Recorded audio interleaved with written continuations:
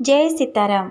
नमस्कार मोर प्रिय बंधु माने मोर वीडियो को आपण मानक बहुत बहुत स्वागत। आज आम जाना सीता माता से गुप्त वचन जहाँ आम जीवन को सफलता आण को टाणी नहीं थाए। आज आम शुणा एक एमिति गुप्त अध्याय जहाँ केवल ग्रंथरे नुहे मानव हृदय में लुचि। सीतामाता जीवन एक दीप भली जहाँ अंधकार आलोक देउछि, जहाँ दुखरे धैर्य शिखाउछि और जहाँ सफलतार मूल अर्थ को जनाउछि।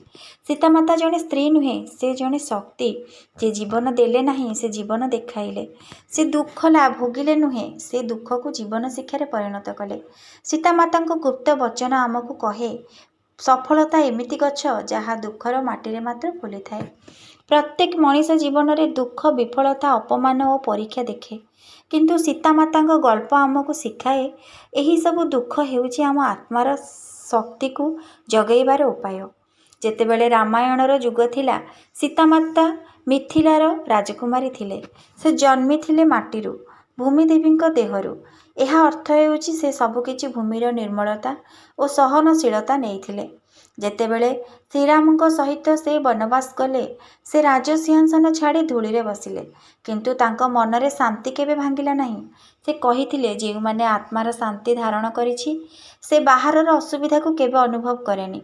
सीतामाता यही वचन आमको शिखाए बाहरर सफलतार आरंभ हुए मनर शांति। मन वनवास समय जेतेबेले सीतामाता को रावण अपहरण कले, से असीम दुखरे मध्य धैर्य रखिले। से निजको निजे कहिथिले मो शरीर केबे नियंत्रणरू बाहर हेबे तेबे मो आत्मा केबे दूषित हेब नाही।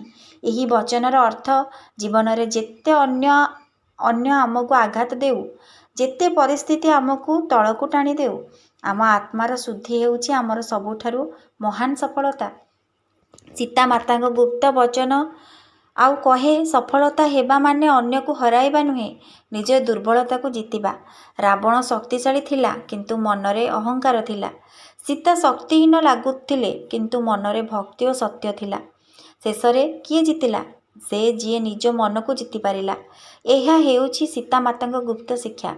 मन जेते शुद्ध जीवन सेथे सफल। जेतेबेले सीतामाता अग्नि परीक्षा देले, से शरीर नुहे आत्मारे जीतिले। से कहिले सत्य और धैर्य जेउ थाए ताको अग्नि मध्य जलाई पारे नाही। यही वचन हेउछि आध्यात्मिक सफलतार मूल सूत्र। आज जो माने काम, क्रोध, भय और विफलतारे जड़ाई पड़िछंती, सीतामाता यही वचन शुणंतु और मनर धारण करंतु। सत्य और धैर्य यही दुईटी हेउछि सफलतार द्वार। जीवन रे जेतेबेले आपण विफल हुअंती, सीतामाता ही गुप्त वचन मने पकांतु। जेउ फूल वर्षा और धूप दुही सही नहीं, से सुगंध देई पारे नहीं। दुख और विपद आपणक जीवनर परीक्षा नुहे, सेगुड़िक हेउछि आपणक शक्ति जगाइबार आशीर्वाद।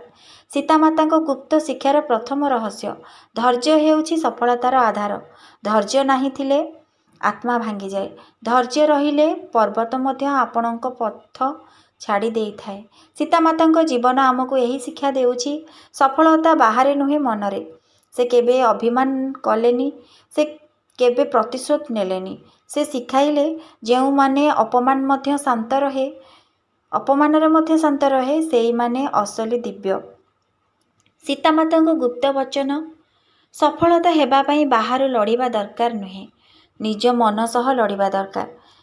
प्रिय बंधु माने एहा थिला सीतामातांकर गुप्त वचन, जीवनर सफलतार रहस्य प्रथम अंश। परवर्ती अंश आमे शुणिबा सीतामातांक द्वितीय गुप्त वचन, जेउठारे से कहिथिले भगवान तुमको देरी करि पारंती किंतु केबे अन्याय करंती नाही। प्रिय बंधु माने सीतामातांक जीवन आमको एक अमूल्य शिक्षा देउछि।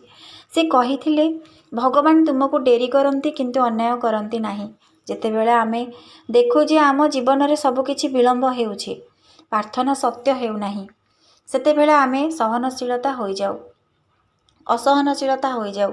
किंतु सीतामाता आमको सेही समय रे स्मरण करांती भगवान विलंब करि पारंती किंतु से केबे अन्याय करंती नाही। से आपणक पई सठिक समय चयन करंती। से समय आसिले आपण जेते प्रार्थना करिथिले ताहार ठारू अधिक भल रूपरे पूरण हेब। सीतामाता जेपरी लंकारे धैर्यर सह अपेक्षा कले, ସେପରି ଆମେ ମଧ୍ୟ ଜୀବନର ପ୍ରତିଟି ପରୀକ୍ଷାରେ ଭଗବାନରେ ଆସ୍ଥା ରଖିବା ଉଚିତ। ଭଗବାନ ବିଳମ୍ବ କରନ୍ତି, ଆମେ ଶିଖିପାରିବା ସେଇଥିରୁ ଧୈର୍ଯ୍ୟ, ନିଷ୍ଠା ଓ ଶ୍ରଦ୍ଧା। କିନ୍ତୁ ସେ କେବେ ଅନ୍ୟାୟ କରନ୍ତି ନାହିଁ, କାରଣ ସେହି ନୀତି ଓ ସତ୍ୟର ଆଧାର। ତେଣୁ ପ୍ରିୟ ବନ୍ଧୁମାନେ, ଆଜି ଯଦି ତୁମ ଜୀବନରେ ବିଳମ୍ବ ଲାଗୁଛି ତାହେଲେ ଭୟ କର ନାହିଁ। ସୀତାମାତା କହିଛନ୍ତି, ଭଗବାନ ତୁମକୁ ଡେରି କରନ୍ତି କିନ୍ତୁ ଅନ୍ୟାୟ କରନ୍ତି ନାହିଁ। ସୀତାମାତାଙ୍କ ଏହି ଗୁପ୍ତ ବଚନ ଆପଣଙ୍କ ଜୀବନକୁ ପରିବର୍ତ୍ତନ କରିଦେବ। ଭଗବାନ ଆମକୁ ବିଳମ୍ବ ଦିଅନ୍ତି, କିନ୍ତୁ ସେହି ବିଳମ୍ବ ମଧ୍ୟରେ ଥାଏ ଦିବ୍ୟ ଯୋଜନା। ଧୈର୍ଯ୍ୟ ଓ ଭକ୍ତି ହେଉଛି ସଫଳତାର ଗୁପ୍ତ ମନ୍ତ୍ର। ଲଙ୍କା ଦହନ ହେବା ପରେ ହନୁମାନ ଫେରିଗଲେ। ସୀତାମାତା ଜାଣିଲେ ତାଙ୍କ ପ୍ରିୟ ଶ୍ରୀରାମ ଆସିବେ, କିନ୍ତୁ ସେ ତଥାପି ଧୈର୍ଯ୍ୟ ଧରି ରହିଲେ। ମନେ ଜପୁଛନ୍ତି, ରାମ ନାମ ସତ୍ୟ, ସେଇ ନାମେ ମୋର ପ୍ରାଣ। ସେ ସେହି ସମୟରେ ଅନେକ ନାରୀ ରାକ୍ଷସୀମାନଙ୍କୁ ଦେଖୁଥିଲେ। କିଏ ଭୟରେ, କିଏ କ୍ରୋଧରେ, କିଏ ଅଜ୍ଞାନରେ ବଞ୍ଚୁଛି। ସୀତାମାତା ତାଙ୍କୁ ଶାନ୍ତ ସ୍ୱରରେ କହିଲେ, ତୁମେ ଜାଣ ନାହିଁ ଯେ ମନୁଷ୍ୟ ଅଜ୍ଞାନରେ ବଞ୍ଚେ, ସେ ସତ୍ୟରେ ଆଲୋକ ଦେଖିପାରେ ନାହିଁ। ଜୀବନର ସଫଳତା ହେଉଛି ଜ୍ଞାନ ଓ ଭକ୍ତିର ସମନ୍ୱୟ। ଗୁପ୍ତ ଉପଦେଶ, ଭୟକୁ ଜିତ, ମନକୁ ଜିତ। ସୀତାମାତା କହିଲେ, ଭୟ ହେଉଛି ମନୁଷ୍ୟ ଜୀବନର ସବୁଠାରୁ ବଡ଼ ଶତ୍ରୁ। ଯେତେବେଳେ ଆମେ ଭୟ କରୁ, ଆମେ ଭଗବାନଙ୍କୁ ଭୁଲିଯାଉ। ଯେତେବେଳେ ଆମେ ଭଗବାନଙ୍କୁ ମନେ ପକାଉ, ଭୟ ସ୍ୱୟଂ ନାଶ ହୋଇଯାଏ। ସେ ଆଉ କହିଲେ, ଭୟକୁ ଜିତିବା ମାନେ ମନକୁ ନିୟନ୍ତ୍ରଣ କରିବା। ଯେ ନିଜ ମନକୁ ଜିତେ ସେ ସଫଳତାର ମୂଳ ଜାଣିଛି। ଦ୍ୱିତୀୟ ଉପଦେଶ, ସମୟ ସବୁକିଛି ପରିବର୍ତ୍ତନ କରେ। ସୀତାମାତା କହିଲେ, ସମୟ ହେଉଛି ଭଗବାନଙ୍କ ଆକାର। ଆଜି ଯାହା ଦୁଃଖ ଲାଗୁଛି, ସେଇ କାଲି ତୁମ ପାଇଁ ଆଶୀର୍ବାଦ ହୋଇଯିବ। ସେ ଆଉ କହିଲେ, ଯେତେବେଳେ ଜୀବନର ରାତି ଅନ୍ଧକାର ହେଉଛି, ମନେ ରଖ, ଉଷା ଆସିବାକୁ ଆହୁରି କେବଳ ଏକ ମୁହୂର୍ତ୍ତ ବାକି ଅଛି। ତୃତୀୟ ଉପଦେଶ, ପ୍ରେମ ହେଉଛି ସତ୍ୟର ମୂଳ। ଜୀବନରେ ଯଦି ପ୍ରେମ ନାହିଁ, ତେବେ ସଫଳତା ଅର୍ଥହୀନ। ପ୍ରେମ ହେଉଛି ଆତ୍ମାର ଶକ୍ତି, ଯାହା ନିଜକୁ ଅନ୍ୟକୁ ଏକ ସୂତ୍ରରେ ବାନ୍ଧେ। ସେ କହିଥିଲେ, ଶ୍ରୀରାମ ପ୍ରତି ମୋର ପ୍ରେମ ମୋର ସଫଳତା। ମୁଁ ତାଙ୍କୁ ଦେଖୁନି, କିନ୍ତୁ ମୋ ହୃଦୟରେ ତାଙ୍କ ଉପସ୍ଥିତି ଅନୁଭବ କରୁଛି। ଏହା ହେଉଛି ଭକ୍ତିର ଶକ୍ତି। ଉପଦେଶ ଚତୁର୍ଥ, କ୍ଷମା ହେଉଛି ଦେବତ୍ୱ। ଯେ ନିଜ ଶତ୍ରୁକୁ କ୍ଷମା କରେ, ସେ ନିଜକୁ ମୁକ୍ତ କରେ। କ୍ରୋଧ ହେଉଛି ଶିକଳି ଓ କ୍ଷମା ହେଉଛି ମୋକ୍ଷ। ସେ ଆଉ କହିଲେ, ମୁଁ ରାବଣକୁ ଘୃଣା କରେନି, କାରଣ ତାଙ୍କ ମାଧ୍ୟମରେ ରାମଙ୍କ ଲୀଳା ପୂର୍ଣ୍ଣ ହେଲା।